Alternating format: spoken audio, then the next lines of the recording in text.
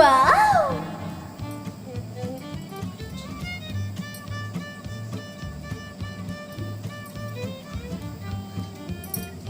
Wow!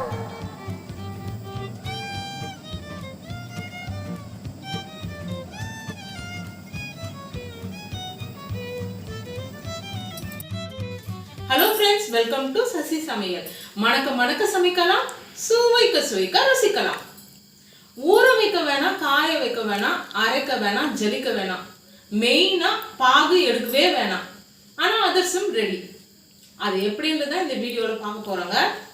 இன்ஸ்டன்ட்டா 10 ல இருந்து ஒரு 20 நிமிஷத்துக்குள்ள ஒரு அதிரசம், பெர்ஃபெக்ட்டான ஒரு அதிரசம் எப்படி செய்ய போறோம் அப்படின்றத இந்த வீடியோல தெளிவா பார்க்க போறாங்க. வீடியோவை ஸ்கிப் பண்ணாம பாருங்க. அதுல நடுவுல சொல்ற டிப்ஸ் கரெக்டா கவனிச்சு செய்யுங்க. ஒரு பெர்ஃபெக்ட்டா உங்களுக்கு கிடைக்குங்க. எனக்கு பாகு எடுக்க தெரியாது, நான் பிகினர்ஸ், நான் அதிரசமே வரைக்கும் செஞ்சதில்லை அப்படின்னு நீங்க பயப்படவே வேணாம். பெர்ஃபெக்ட்டா வரும். ட்ரை பண்ணி பாருங்க.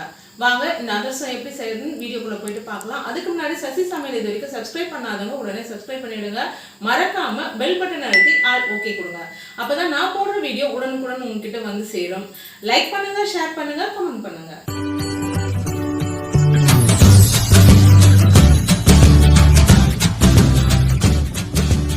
ஒரு கப் அளவுக்கு கோதுமை மாவு எடுத்துக்கலாங்க. அதே கப் அளவுல ஒரு கப் அளவுக்கு அரிசி மாவு சேர்த்துக்கலாங்க. முதல்ல இந்த ரெண்டு மாவையும் நல்லா மிக்ஸ் பண்ணி விட்டுக்கோங்க. இப்போ நல்லா மிக்ஸ் பண்ணி விட்டாச்சுங்க. இப்போ இது ஒரு பக்கம் இருக்கட்டும். அதில் அதே மாவு எடுத்து அதே கப் அளவில் 2 கப் அளவுக்கு வெல்லம் சேர்த்துக்கலாங்க.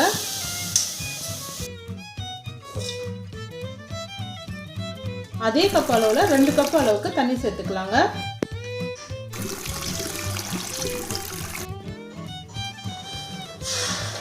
இப்போ வெல்லத்தை நல்லா கரைச்சி விட்டுக்கோங்க. பாகு எடுக்கணும்னு அவசியம் இல்லை, ஜஸ்ட் கரைஞ்சி வந்தால் போதுங்க. இப்போ வெல்லம் நல்லா கரைஞ்சி வந்துடுச்சுங்க. இப்போ கரைச்சி வெல்லத்தை ஒரு கடாயில் ஃபில்டர் பண்ணி எடுத்துக்கலாங்க. நல்ல சுத்தமான வெல்லம் எடுத்தீங்கன்னா நீங்கள் ஃபில்டர் பண்ணணும்னு அவசியம் இல்லை. உங்களுக்கு டவுட் இருக்குன்னா நீங்கள் ஃபில்டர் பண்ணி எடுத்துக்கிறது நல்லதுங்க.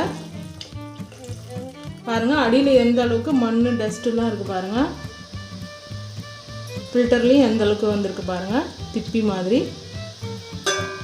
இந்த மாதிரி வடிகட்டி ஒரு கடாயில் சேர்த்தாச்சுங்க. இப்போ பாகு வரணும்னு அவசியம் இல்லை, ஜஸ்ட்டு கொதிச்சு வந்தால் போதுங்க. இப்போ இந்த வெள்ளை தண்ணியிலேயே 2 சிட்டிக்கு அளவு உப்பு சேர்த்துக்கலாங்க. ஏலக்காய் பொடி ஒரு அரை டீஸ்பூன் அளவுக்கு சேர்த்துக்கலாங்க. நெய் 1 ஸ்பூன் அளவுக்கு சேர்த்துக்கலாங்க. ஏலக்காய் பொடி உங்களுக்கு பிடிக்காதுன்னா நீங்கள் ஸ்கிப் பண்ணிக்கலாங்க. சுக்கு பொடி கூட சேர்த்துக்கலாம். ஏலக்காய் பொடி பிடிக்குன்னா நல்லா தாராளமாக சேர்த்துக்கோங்க. நான் இன்றைக்கி நல்லா 3/4 ஸ்பூன் அளவுக்கு சேர்த்துருக்கேன்.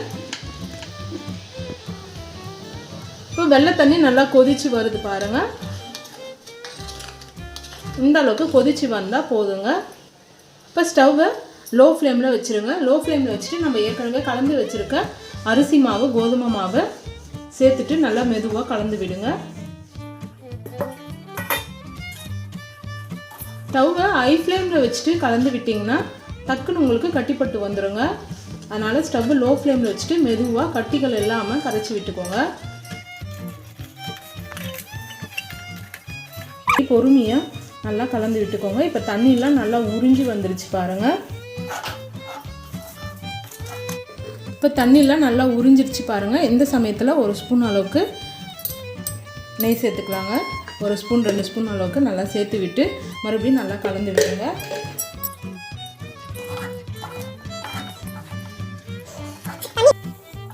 மாவு நல்லா தண்ணியெல்லாம் உறிஞ்சி நல்லா வெந்து சூப்பராக இந்த மாதிரி வந்திருக்கு பாருங்கள். இப்போ கடாயிலே ஒட்டாத அளவுக்கு நல்லா உருட்டி வந்திருக்கு.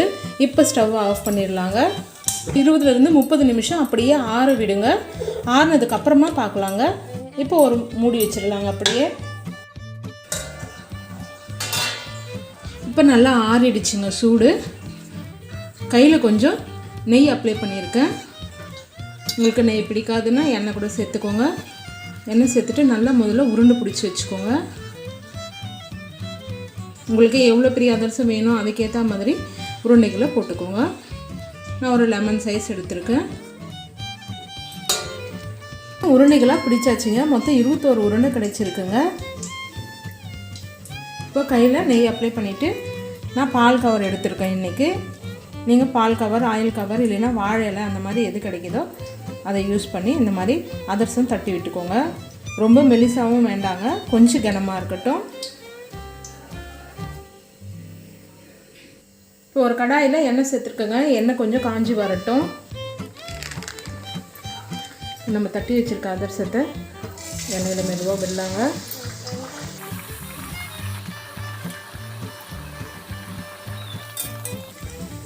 நல்லா பூரி மாதிரி உப்புன்னு நல்லா எழும்பி வருது பாருங்கள்.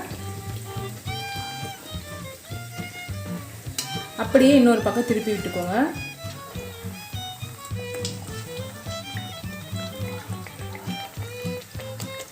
எண்ணெய் காஞ்சதுக்கப்புறம் ஸ்டவ்வை மீடியம் ஃப்ளேமில் வச்சுக்கோங்க. மீடியம் ஃப்ளேமில் வச்சுட்டு நல்லா இந்த மாதிரி வேக வச்சு எடுத்துக்கலாம்.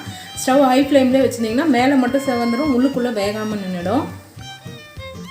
இப்போ நுரை நல்லா அடங்கிருச்சு பாருங்கள். இதுதாங்க கரெக்டாக வெந்திருக்குன்னு அர்த்தம். வேகலைன்னா உங்களுக்கு நுரை ரொம்ப அதிகமாக வரும். இப்போ ஒரு கரண்டியை இப்படி மேலே வச்சு ப்ரெஸ் பண்ணலாங்க.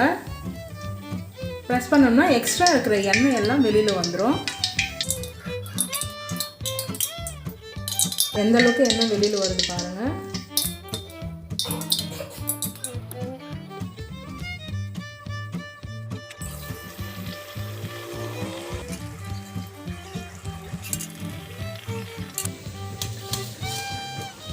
பூ போல் சாஃப்டாக ஹெல்த்தியாக இன்ஸ்டண்ட்டாக ஒரு சூப்பரான அதிரசம் ரெடியாகி வந்துடுச்சுங்க.